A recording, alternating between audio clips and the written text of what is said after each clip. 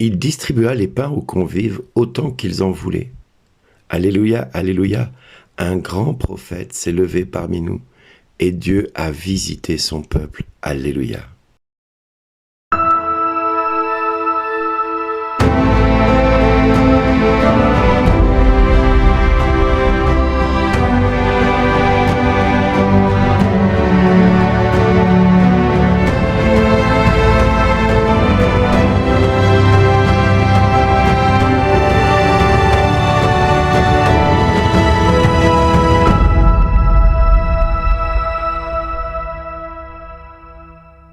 Aujourd'hui, le message vous est adressé par Bernard Dille.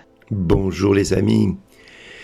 Aujourd'hui, je réenregistre ces 7 minutes avec ce qui s'est passé avec la cérémonie d'ouverture des Jeux Olympiques et les textes de ce jour. Je comprends beaucoup de choses depuis ce matin que je prie. Je comprends que le monde dans lequel nous sommes a faim et soif de vérité, d'authenticité.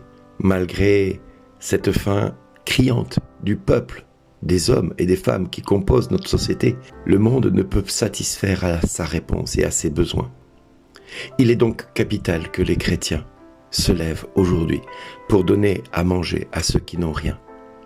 Nous avons peut-être 5 pains et 2 poissons dans nos besaces et qui peuvent largement nourrir ce peuple qui a faim et soif de vérité, d'authenticité.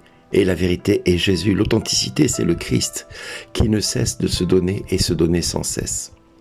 Alors nous, aujourd'hui, nous avons la possibilité soit d'écouter les textes et de rester insensibles à ce que le peuple a besoin, et nous restons complètement extérieurs à ce qui s'est passé vendredi soir, soit nous nous mettons en route et nous devenons vraiment des disciples. Qu'ont-ils fait les disciples? Ils ont distribué ce que Jésus leur a demandé. Ils n'avaient que 5 pains et 2 poissons, et Jésus leur a dit distribuez les pains aux convives, autant qu'ils en voulaient. Et c'est ce qu'ils ont fait. Alors nous, aujourd'hui, nous avons un devoir qui va au-delà de ce que nous pouvons imaginer, au-delà de ce que nous sommes même capables de faire nous-mêmes. Nous avons un devoir de vie ou de mort envers ceux qui nous entourent. En effet, combien y a-t-il de personnes qui cherchent Jésus simplement guidées par intérêt de ce que Jésus peut leur donner? À peine cherche-t-on Jésus que nous trouvons Jésus. Nous cherchons souvent Jésus pour Jésus. Et nous cherchons Jésus parce qu'il est le chemin, la vérité et la vie. Nul ne va au Père que par lui. Alors oui, aujourd'hui, ces 7 minutes sont un peu particulières. Vendredi soir, je n'ai pas pu regarder cette soirée. Je n'ai pas. Et pourtant, il a fallu que je me renseigne de tout ce qui s'était passé pendant cette soirée-là. Mais je n'ai pas pu prêter audimat à cette soirée. Parce que c'était une véritable apologie de sorcellerie, de consécration au diable par les médias complices de ce qui se passait. Beaucoup n'ont pas vu cela. Beaucoup de chrétiens sont restés extérieurs à tout cela. Et ils se disent, mais c'était qu'un spectacle. Mais bien sûr, un spectacle dans lequel il y avait beaucoup de symboles francs-maçons, beaucoup de symboles ésotériques, beaucoup de symboles de libertinage, beaucoup de symboles de perversion. Et c'est un scandale, parce qu'on est allé jusqu'à bafouer le Saint des Saints, le Christ, en faisant un simulacre de scène. Oui, je suis consterné de voir que notre pays, la France, fille aînée de l'Église, s'autorise à faire cela sans que, allez, disons-le, sans que l'Église s'élève haut et fort devant cette apologie du péché, cette apologie de la perversion. Et on a rendu complices 22 millions de concitoyens, 22 millions d'auditeurs, de téléspectateurs qui sont rentrés dans ce spectacle consternant, lamentable. Je suis scandalisé de voir qu'autant de chrétiens se sont compromis en regardant cela vendredi soir. Je suis consterné parce que je me dis, mais quand est-ce que le peuple de Dieu va-t-il enfin se réveiller de cette torpeur dans laquelle il est? Quand est-ce que le peuple de chrétiens, à commencer par nos évêques, nos prêtres, nos diacres et nos pasteurs, vont-ils s'élever contre cela? Combien vont-ils dire stop à cela? Alors oui, on est une petite poignée qui nous élevons contre cela. Nous sommes une petite poignée qui dénonçons cette perversion au summum de son apologie Et pendant ce temps, le peuple a faim. Le peuple a faim et soif de Jésus. Et au lieu de lui donner à manger des paroles de vie, des paroles d'éternité, nous laissons ce peuple se pervertir et se distraire de jeux totalement, excusez-moi le terme, de foutage de gueule. Oui, je suis formel avec ce que je dis. C'est du foutage de gueule à haut niveau, à tout égard. Les médias, nos politiques, nos membres chéris, chrétiens, appartenant au Christ, pasteurs, prêtres, évêques, diacres, aucun d'eux ne réagit. Ils sont une minorité à dénoncer cela. Mais combien de temps va-t-il falloir que le péché pervertisse l'Église? À commencer par le pape, qu'attend-il pour prendre la parole et pour dénoncer cela? Ou alors est-il complice lui aussi de cette perversion dans laquelle le monde veut nous faire entrer? Je ne peux croire une telle chose. Je ne peux voir une telle chose dans mon Église. Je ne peux entendre un tel silence. On ne peut pas dire « nous sommes choqués ». Non, nous devons être scandalisés. Nous devons nous mettre en colère, une sainte colère.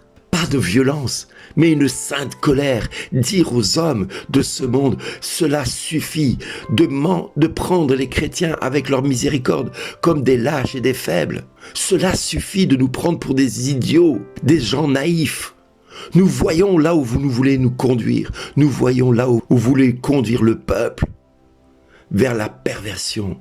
Vous voulez conduire ce peuple vers l'enfer.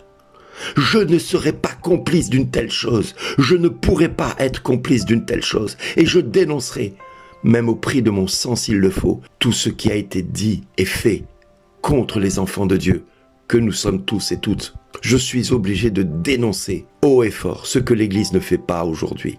Je suis désolé de ne pas avoir vu une seule ligne d'un évêque hier soir. Alors peut-être existe-t-il cet évêque, mais pas en France. Aucun n'a osé lever la voix. Si, il y a eu la conférence épiscopale des évêques de France qui a fait un petit communiqué. Un petit communiqué, mais de qui se moque-t-on? France, où est ton baptême?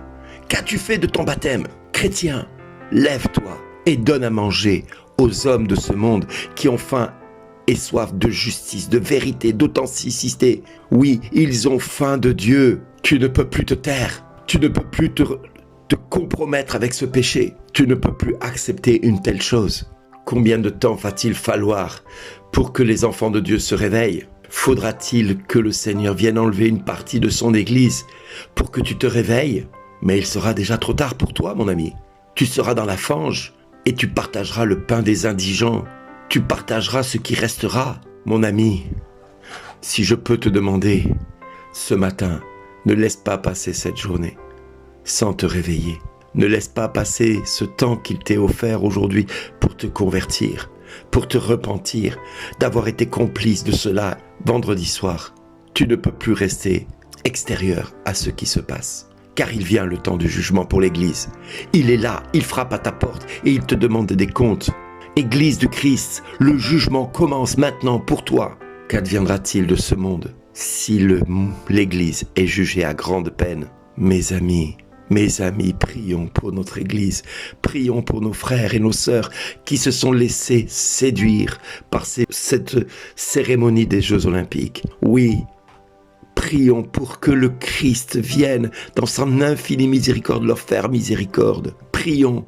Intercédons pendant cette journée, offrons cette messe en réparation aujourd'hui.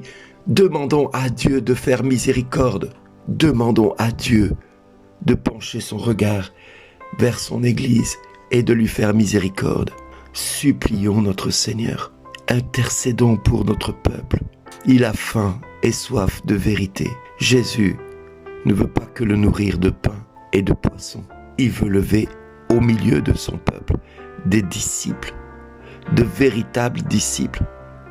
Alors qu'allons-nous devenir? Qu'allons-nous faire? Allons-nous rester sourds à son appel, mes amis? Allons-nous rester sourds à cet appel? Mon Dieu, pourquoi nous as-tu abandonnés dans ce désert? Mon Dieu, je te le demande, fais-nous miséricorde.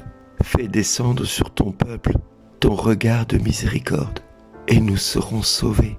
Alors aujourd'hui, mes amis, c'est un peu plus long que d'habitude. Ok, je vous demande pardon si je vous ai choqué.